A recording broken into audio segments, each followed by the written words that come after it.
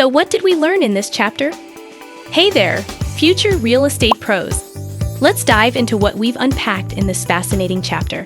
We're on a journey to unlock the world of real estate, and this chapter was jam-packed. Let's start with the basics. Real estate is all about land, right? But it's more than just the ground you walk on. It comes with a bundle of rights, everything from what's below the ground to what's above it, and even rights like appurtenances, which can be separate from the land. Now, a term you've probably heard a lot is estates. Simply put, it's all about your interest in the property. Freehold estates mean you have a form of ownership. It's like having a VIP ticket to a concert. You've got some privileges.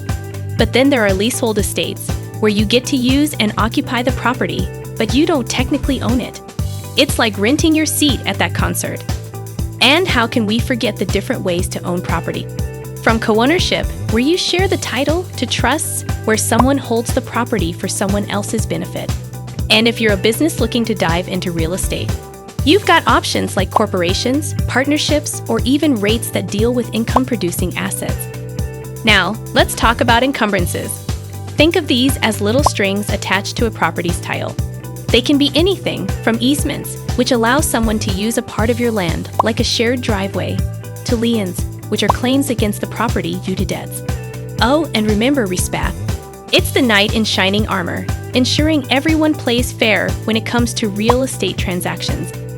Okay, on to one of my favorite topics, deeds. A deed is like a receipt showing who owns the property.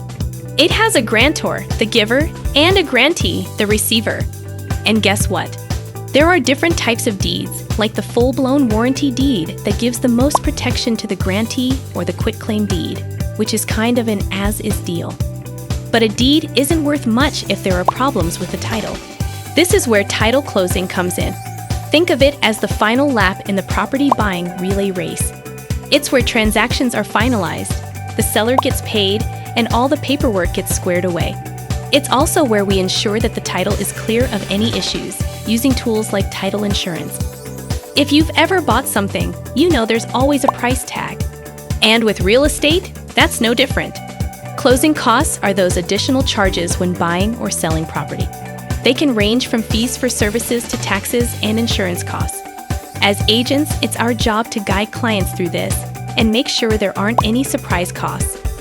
All right, to wrap up, remember, while real estate might seem complicated with all these terms and processes, it's all about understanding the basics and building from there.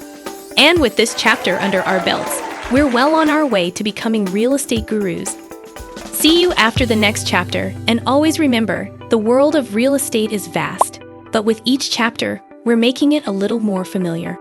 Keep going, and soon, all of this will be second nature.